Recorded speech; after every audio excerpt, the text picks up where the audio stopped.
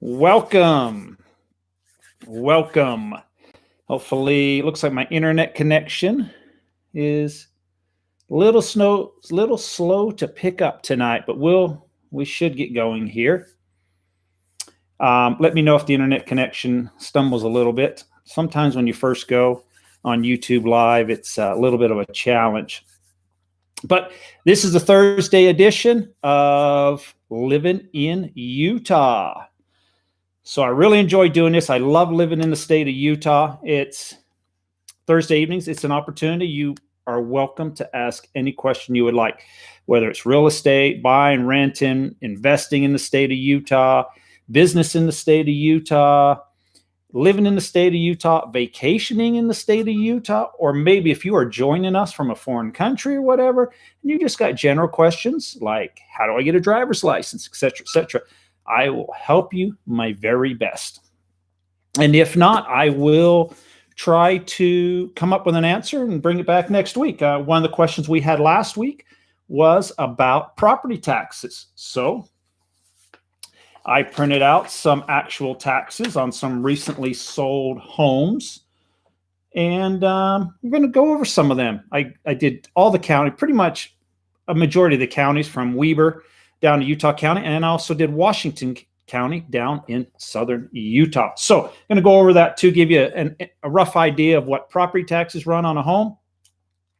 It does change a lot, but anyways, post your questions, whatever questions you got, and we will get rocking and rolling. And there's already some great questions. So great question from Joel, and I'll tackle that real quick. And if I remember correctly, Joel, I think last week you asked me about the Daybreak community. And sometimes when I do these live events, you think of things later as I was like driving down the road. But if you would like to know more about the Daybreak community, about what's going on out there, I don't particularly, especially on like a YouTube video or something, like to talk bad about maybe what has happened in a certain area too much. But if you Google like Daybreak community lawsuits, even maybe a YouTube video, because I believe some of the local TV stations over the years have done news reports about the Daybreak community, and then view your opinion off of that information. Because I could talk about it for hours, but a lot of what I know is from talking with other agents and with builders and people that I know in the construction industry, and it might be a little bit more one-sided. But I would definitely have a conversation with you, though, sometime also, and you could follow up with that. But your question tonight, though, is, and it's a great question. Glad you answered it. If you build a home in a new neighborhood, how can a realtor help in the process? Tremendous amount. And I'll go over it real quick with you, and I could probably talk about it with you sometime over the phone or something. But just to spend a few minutes on it, I guess the first thing would be, let's give say you're in trouble with the law and you have to go to a court hearing, whether it's a speeding ticket or a DUI or some other instance. And the prosecutor comes to you and says, don't worry about getting an attorney. I'll defend you in the court case. Well, is that prosecutor looking out for your best interests? And that's very similar when you are buying a home, especially like on a new build. When the builder's agent is the only one representing you, whose interest are they really representing? The builder or the buyer? So that is one significant thing. And the second point I'll bring up with you is about the whole construction process. Construction is my background. So I built homes from the ground up. I pretty much have had my hands on every single process all the way up. So I know quite a bit about it. There's two ways when you're building new construction. You can just write out the check and what I consider, hope and pray. And when it gets done, that everything is rosy and fine. Or as a buyer and as an agent, you can be more proactive and follow the steps all the way along and look for potential errors or things that were not done right, et cetera, because some things cannot be changed. Let's just start from the very foundation of a home, the footings and the foundation walls. So the people doing the concrete work, if they're off by 5 foot, 10 foot, the home gets built. You go in the bedroom and go, bedroom looks a little small. Oh, you made me tape measure out. Yes, we are short. Well, there are different things you can do throughout the process. And just by taking a simple tape measure, when they pour the footings, get an idea, because you'll have a set of plans, should be 100 feet by 50 feet. Okay, all right, well, we're short. We're 100 foot by 40 foot. It means when home goes up, we are going to be short on square footage. Errors do happen. They do happen. And with all builders, they hire a lot of trades. A lot of trades are in there at various times. But I think it's very, very important to take, if you're building a new home, to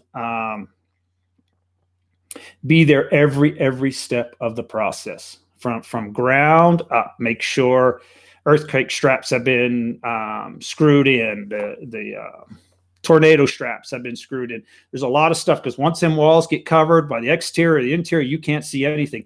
I've seen times where people are living in a house and they're always like, well, I wish I had an electrical outlet over here. Well, you may have had an electrical outlet over there. It's just that the sheetrockers covered it up. So some of the recommendations I do for that is, so when it's framed and you've got your rough in for your electrical, is to take loads and loads of photos. You cannot take enough photos of every single wall. Maybe even put a piece of paper and say bedroom 1, bedroom 2, kitchen, etc.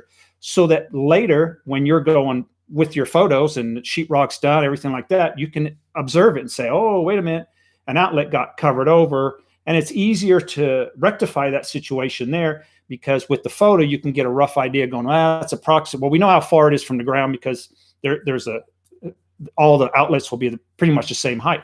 Well, it looks like it's in 2 foot, and you can try to cut the sheetrock there and, fix the error. But if you don't have those photos, you may go years not knowing that an outlet got covered up. You might just assume that they only put one outlet there and there wasn't one over here. There's many different things. I could talk about it for hours, but if you want to have a conversation on it sometime, by all means, I love talking about it. I love construction. It's what I did. So a lot of different things. Okay. Lori's got a great question. Love your videos. Best question of the night. Okay, Mr. Z, instead of picking a loan officer, I should shop around for the lowest interest mortgage rate. Right. Yes, Mr. Z. I believe I gave you George Coleman's number. There's a lot of people doing mortgages. So,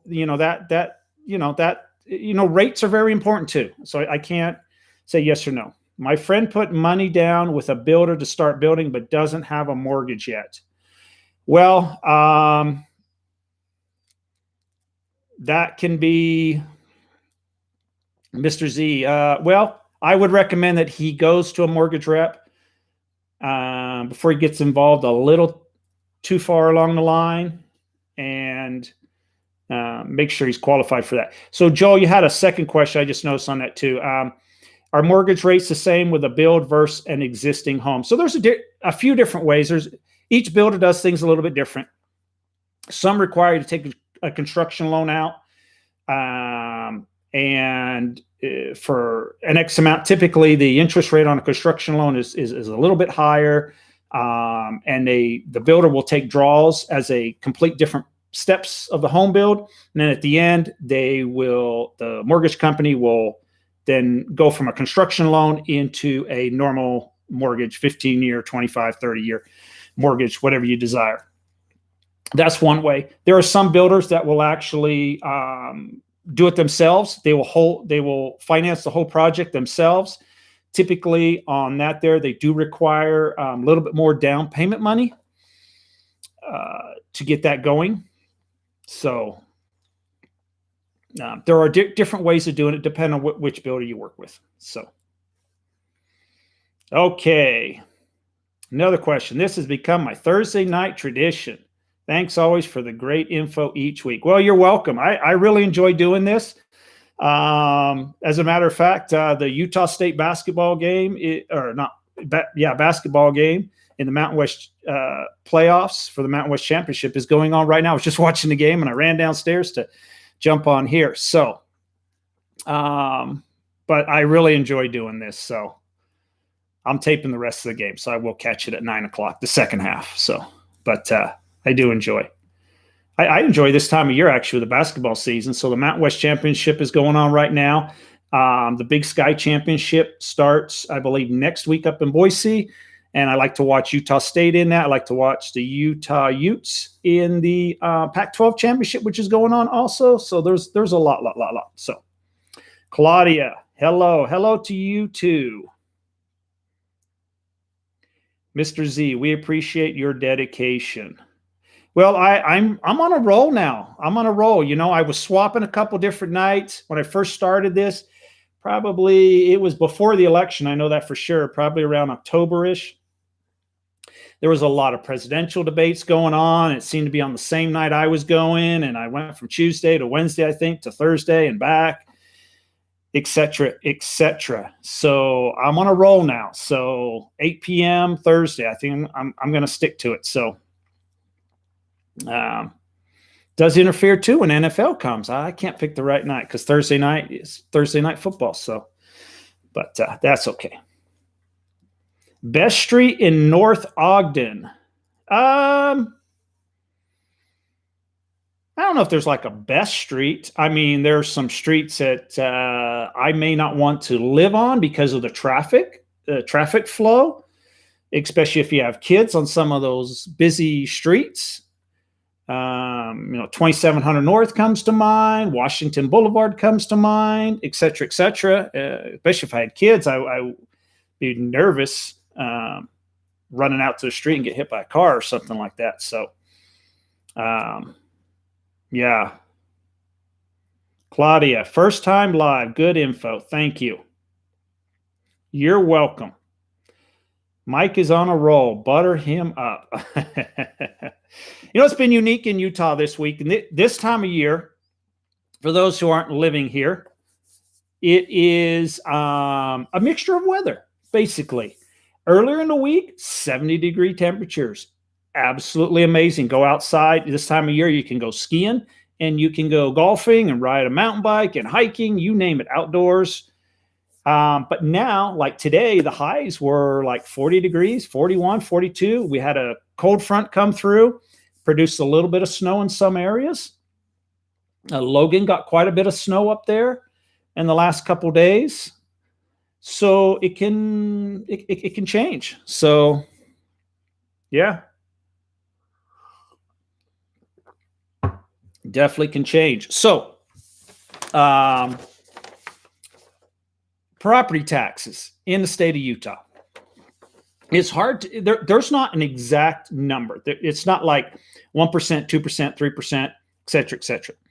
Each county has a variety of potential taxes they may put on your notice and charge you for.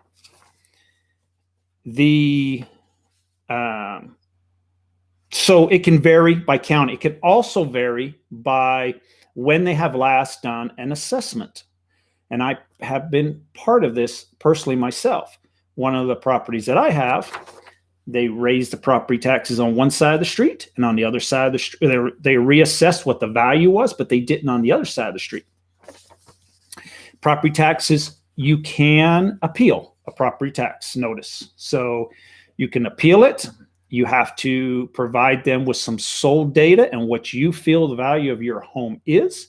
They will look at it. They will agree or disagree. If they disagree, you're welcome to a hearing. You can schedule a hearing to basically tell your side of the case. I've had some success with lowering my property taxes. So I can actually tell you that my home is less than my neighbor's. So from doing some appeals. And the neighbor next door decided not to. So his deal. But this is a notice I've got on one of my rental properties. So I just grabbed it real quick. And this is actually in Davis County, Utah. Give you an idea where some of the money goes and why there is a little bit of a difference from county to county on what they've got. So there's some money that goes to the Davis School District. The charter schools get some money. The county itself gets money, Davis County, and Davis County Flood gets some money. Davis County Health and Services gets some money. There's a 2005 jail bond, so they must have taken out a bond to do some improvements to the jail back in 2005. The Davis County paramedic receives some money. The actual city that the property is located in will receive some money. Mosquito abatement, the sewer division, the fire district, et cetera, receives money. Now, on my home that I'm living in right now, mine is probably maybe $300 or $400 higher than this one because I have two water sources at my home. You have your culinary water, which comes into the house. That's your drinking water, like I've got right here, that you can drink, take a shower. Then I have what we call secondary water. That's the typical term in Utah. We call it secondary water, or you can call it irrigation water. So it's water that is turned on around about April the 15th, and then they turn it back off probably around October the 15th. The dates do change sometimes, depending on how much water they have. Also, because they may cut it off a little bit early. I've seen that happen in some years where we've had a really hot summer. So this secondary water is unfiltered, untreated water in the mountains, comes down channels to your house, and you use that water to water your yard, clean the side of your house, flower garden, et cetera, et cetera. It is not drinking water. And that's the one important thing with this.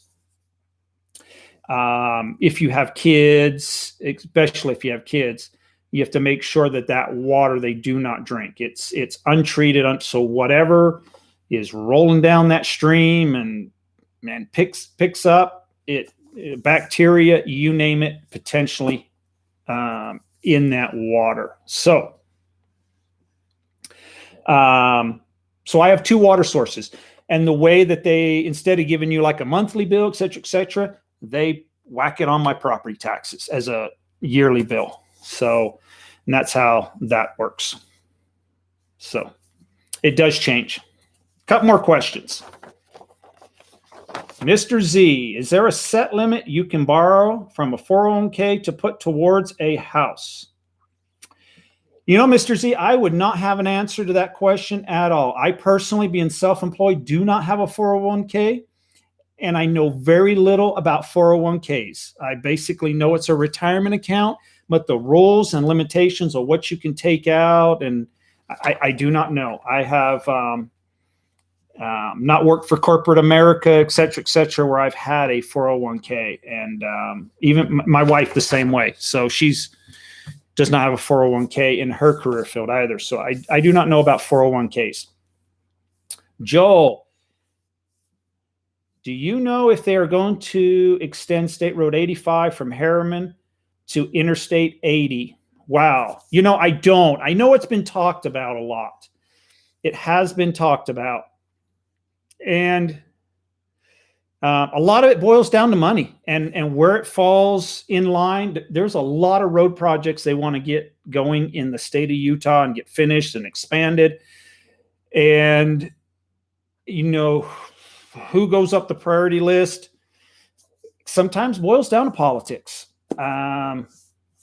So, yeah, I don't know. But my personal opinion is, with the growth that's going on in Utah County and other counties, I can't see them not doing it. So, and when, who knows? So the Legacy Highway, and if you're familiar with the Legacy Highway, it goes from Salt Lake City to Farmington. It was built, probably, they probably started in the 90s, finished it sometime in the 2000s. Anyways, I can remember back. So it stops in Farmington, Utah, and they talked about running that all the way up to possibly Brigham City, and then they cut it back to Ogden, Roy, and I think the latest on the board is Roy. But I remember they talked about that extension since 2009, and we are now 12 years, and they have not put a shovel in the ground to do the extension. So they have purchased some of the land along there. That's how I know about it. They purchased some land for the right-of-way, and I think they're doing some engineering work. They finally have decided on a route, but they have not as far as I'm aware of right now, done any kind of excavation work. So, all right. Claudia, in your opinion, is it worth it to be a landlord in COVID times? No, that's a short answer. I'm a landlord in COVID times. No. And it's a sore subject, and I've been very fortunate. So I haven't had anybody take the COVID relief. I really feel for the retirees in this country who have invested in rental properties, and that is their retirement account, and they are paying property tax. I would assume their properties are probably paid off. They're paying property tax, insurance, maintenance, you name it, and not making a dime out of that home. And that's their retirement. That is so very harsh, very harsh. And I personally feel the way they handled it, I know people are in hard times, but it's not the landlord's fault. So the government should have paid the landlord part of the rent, all the rent, et cetera, for people who are being affected by COVID. That's the way I think it should have been handled. After all, we're spending $1.9 trillion today. So we're bailing out some states. So why can't we bail out some landlords and help people who that's their retirement income? So I feel for them. I really do. And that's part of my retirement plan. That's why I have rentals. So at some point, I can hopefully live off that money later in life. And I also feel that, they are not asking like a gas station to give free gas for people who have COVID. They're not asking restaurants to give out free food, but they're asking landlords to give out free rent when it's not their property. And the second point is I'm not an attorney, but the contract is between the landlord and the tenant. It's not between the federal government and the landlord and the tenant. So I don't think they really have a right being in it, but that's my opinion. And I'm probably biased because I own rental properties. So, but I've heard some horror stories. And the biggest horror stories I've heard is some of these apartment buildings that word gets around by Facebook groups, and they're like, hey, you don't pay rent, you don't pay rent, you don't pay rent. And they've got half the building not paying rent because they're on this thing, and they just say, we can all move out when a certain date comes. And they form this little committee together. So, okay, Andy. 401k needs a financial or tax advisor. Yeah, I would agree with that. I think that's very great recommendation, Andy. Anytime you're dealing with 401ks or IRAs, and I've got IRAs, there are a lot of rules and regulations, and I would probably also ask an accountant too. If you have someone doing your taxes, give them a phone call. Definitely give them a phone call to see where you're at. You'd hate to be whacked a big tax bill or penalty or something like that. Mr. Z, which areas are landlord friendly over renter friendly? Maybe ridiculous county rules. So when we're talking in the state of Utah, if we're talking the state of Utah, the whole state of Utah pretty much abides by the same rules and regulations for rental properties. And it's more landlord friendly in the state of Utah than it is tenant friendly, 100%. So I don't know of any county regulations that I'm aware of that differ from what the state law is. So the only exception to that would be, as I was just thinking about that, is the good landlord program. So some cities have adopted a good landlord program. And if you're a member of the good landlord program, which requires you to take some education classes, the city that holds the good landlord program gives you a reduction on the business license. So I'm part of a good landlord program for a particular city that's requiring it, or not requiring it, but they offer the discount. And the normal business license, I want to say, is probably about $150, $160 a year. And I think I pay like $30 by being on it. But the good landlord program, there are certain felony requirements. If a person has a felony on their record, that you cannot rent to. And there are some other rules and regulations that go with that.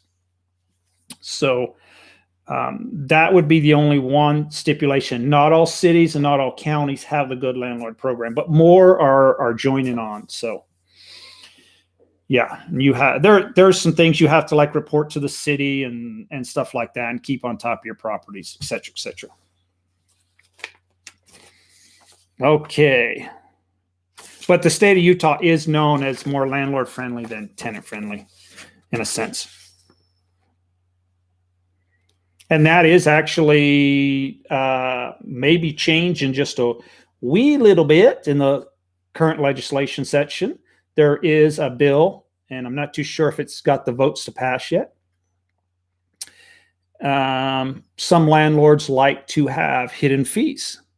So people see an ad and it says $1,400 for rent, and then they rent it and they realize there was a $70 communication fee for the internet. There's a $20 a month furnace filter fee and fee and fee and fee. And the way the bill would like it to be, if you're quoting to $1,200, it's got it, that has to include those additional fees. So as kind of like an all-inclusive. So when we're talking property taxes, I'll run through here some. We'll start with Weber County, Ogden area, Roy, North Ogden, Pleasant View, etc. So for every single county, I pulled a home that recently sold for about $300,000 and one that sold for $600,000. So we have a little bit of a spread. So $300,000 home in Weber County, Utah, the estimated property taxes was $1,653. $600,000 home in Weber County, $3,150. And this is a yearly fee. So that's per year, every year. Davis County, $300K home, $1,622. $600,000 home, $3,205. Salt Lake County, a $300,000 home, $1,720. $600,000 home, $3,114. Utah County, a $300,000 home, $1,424, and a $600,000 home, $3,160. We'll drop all the way down to Washington County, where you'll find cities like St. George. $300K home, $1,357, and a $600K home, $2,380. And as I read through them, they're very, very similar. You know, you're separating by, so like between Weber and Davis, they're both in about the 1600s on a $300K home. Where Salt Lake was 17. So there's not much difference when you go county to county. Utah County, 1400, that was a little bit lower. So it doesn't vary a whole lot, but it gives you a good idea where we stack up compared to maybe a state that you currently live in for comparison and what you'd be paying. Questions.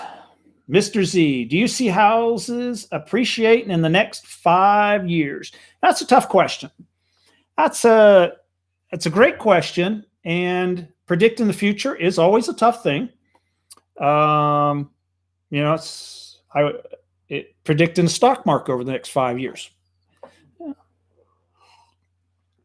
But as far as the data that we know, so for the positive data as far as appreciation goes in the state of Utah, we are anticipating huge job growth, even more than we have now.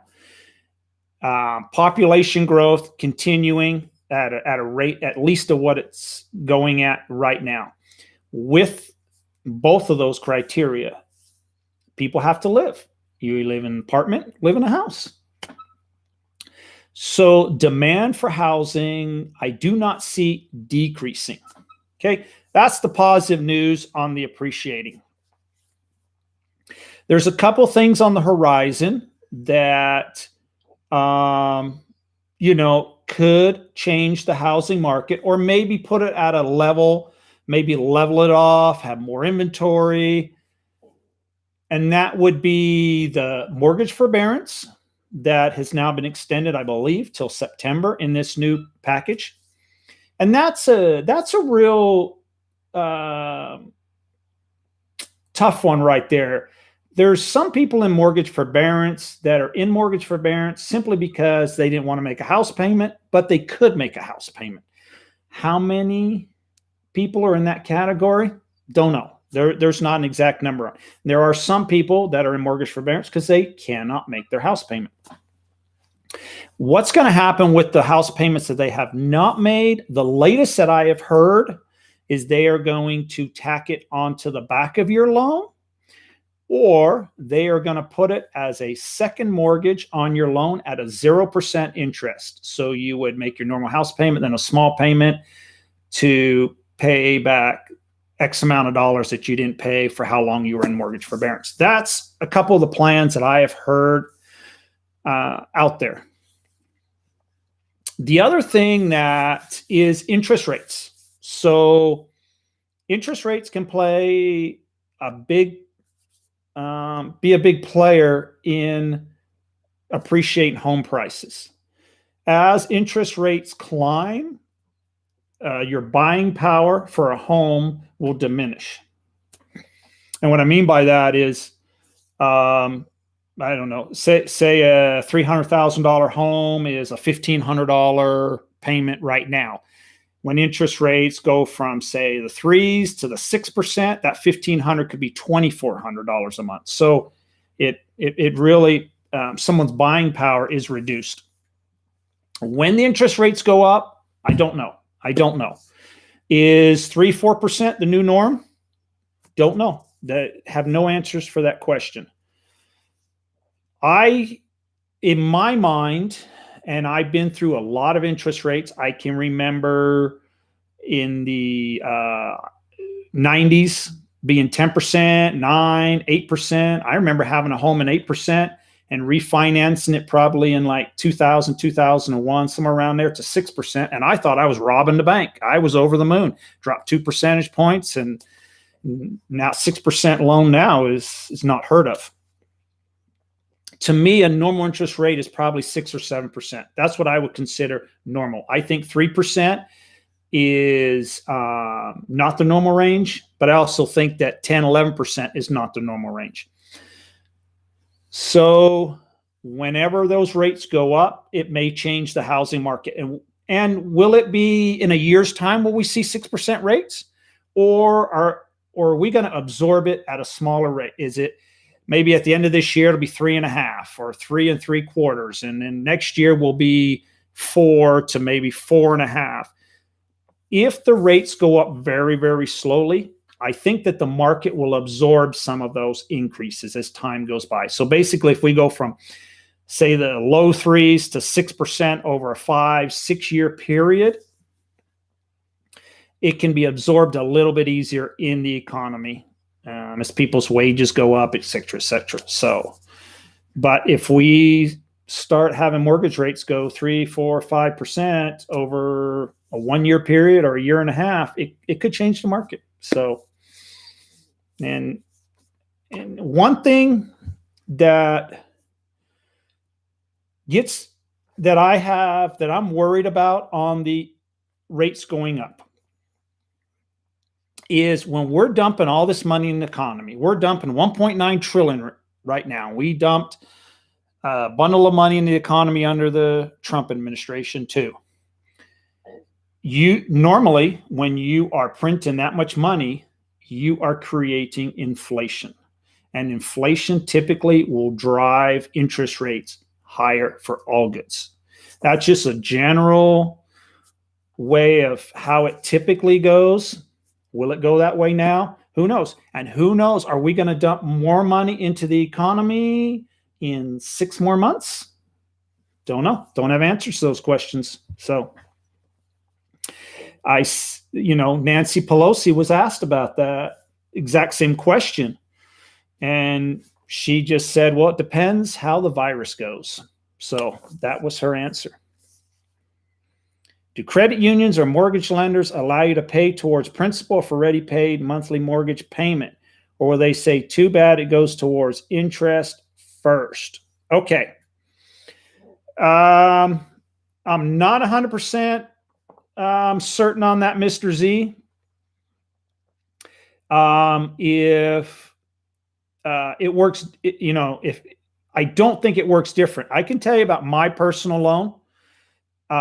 We do make extra payments on our mortgage, and we apply that extra principal or that extra money to the principal. We do have the option, because if we just go in and say, put $100 on my mortgage, they will put it towards like next month's payment. But if we say, no, we want to make a principal payment, they will do that for us and still we have an automatic withdrawal for our mortgage. So the automatic withdrawal will automatically just come out at the first of the month, and boof, there it is. But that's how mine works. And I'm actually with a local credit union. So when we go in, we can do that. If some mortgage companies, if they're like out of state, you would like have to mail them a check or do a direct deposit, et cetera, et cetera. So, okay. Question. My house is taking forever to build. Yes. And in general, anybody who's doing new construction, we are seeing delays. We have a labor shortage here, especially in the construction industry. So a good friend of mine owns a painting company, and he drives around every one of his trucks. Now hiring. He can't find any help. So, and there's a couple things about that, because I've talked to him about the situation with the labor force, and he has called guys who are painters or have been previous painters. And right now they are collecting a good amount of money on unemployment, and they're like, I'm gonna stay on unemployment as long as I can. So that is also getting extended in this new 1.9 trillion. So, but delays on homes is not abnormal. So that's one of the disadvantages of building a home, is the time that it takes. So, and I'm actually working with some people, and we were supposed to start construction last June, July time period. And here it is March, and there is not a shovel in the ground. Delays. And it's all through the city, because it's a new development.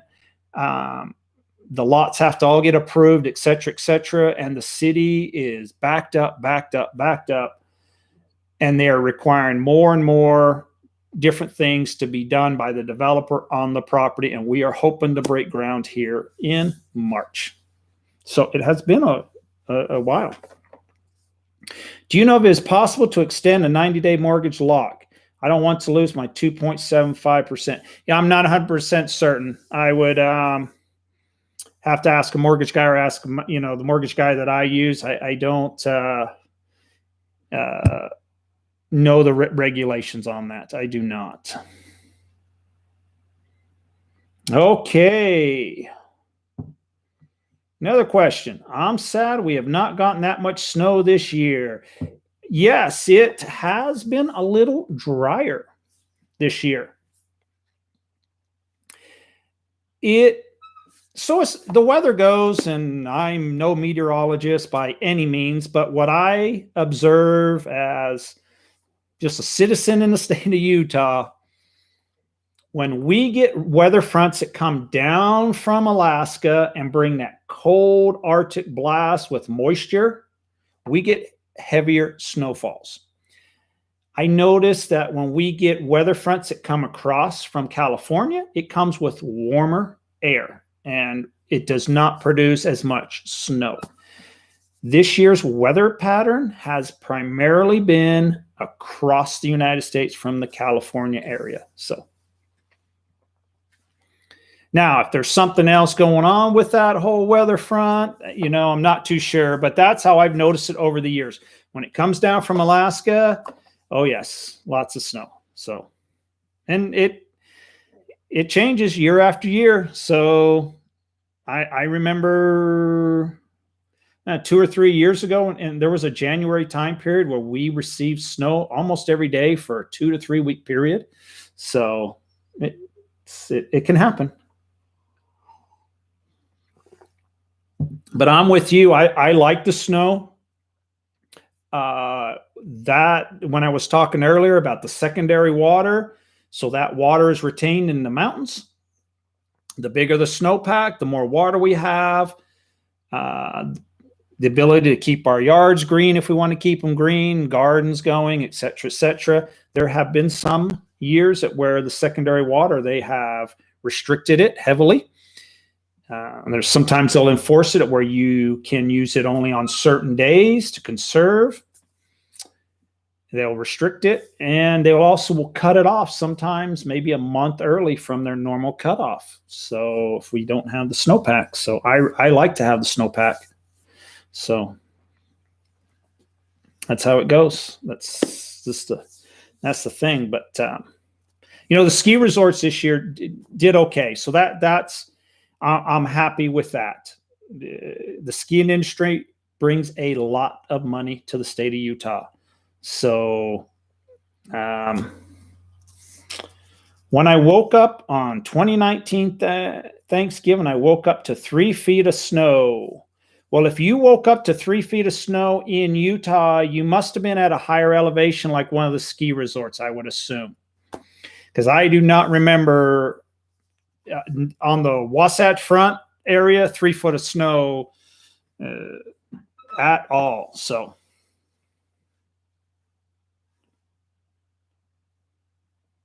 yeah, saw on the news that some houses near Layton have water. Yes.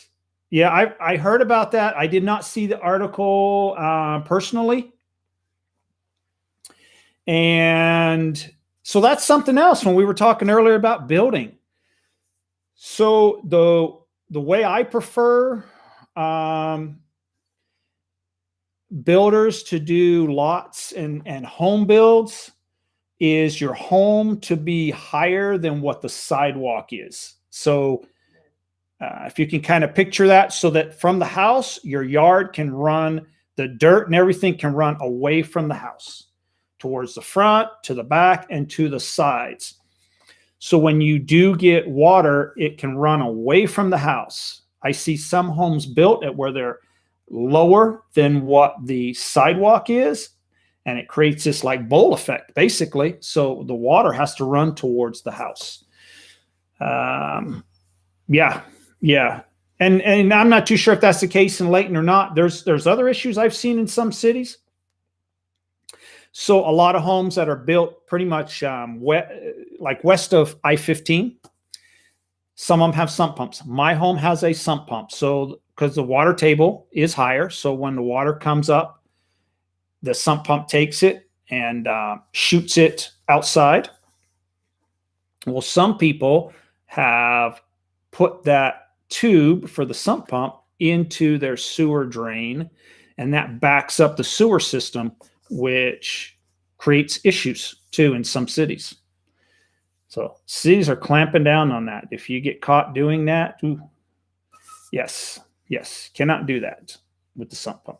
I live in Huntsville. Yes. 3 foot in Huntsville. Yes. Yep. So for those who aren't familiar with the area, Huntsville, Utah is located where the ski resorts are located, or some of the ski resorts. You have Snow Basin, Powder Mountain, et cetera, et cetera. Yes, it's a higher elevation. It is mountain living, and it is very beautiful up there. I love that area. Huntsville, Eden, Liberty, beautiful country. So it does not come cheaply either. So, but if you're comparing it with Park City, it is a huge discount to Park City and Deer Valley price-wise, for sure. Yeah, great. Okay, great questions. Any more questions for this evening? We wrap up this evening and call it a night. Great. I'll be back again next Thursday, same time, 8 p.m. Thank you for all the questions.